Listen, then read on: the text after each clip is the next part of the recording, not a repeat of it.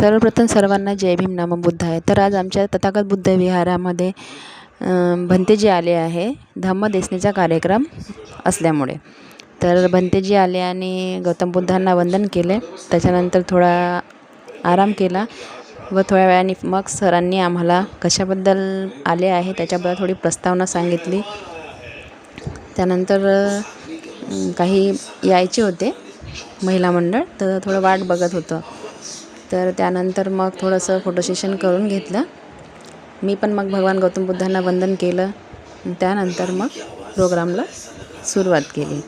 तर भंतेजींनी आपल्याला काय सांगितलं त्याबद्दल मी सांगते। तर भंतेजी म्हणाले की मी तुम्हाला प्रश्न विचारते, तुम्ही मला उत्तर द्या। तर आम्ही म्हटलं चला ठीक आहे, पण प्रश्न आधी तुम्ही आम्हाला काहीतरी सांगा, त्यानंतर आम्ही त्यावर प्रश्न करू वर उत्तर द्या मग आम्हाला। तर ते म्हणाले नाही की पहिले मीच प्रश्न करते। मी म्हटलं भंते तसं नाही होत ना, आम्हाला तुम्ही ज्याच्याबद्दल माहिती देऊन राहिले त्याबद्दल मग आम्हाला जर ते कन्फ्युजन वाटलं त्याच्यानंतर आम्ही प्रश्न विचारू। तर भंतेजी म्हणाले ठीक आहे।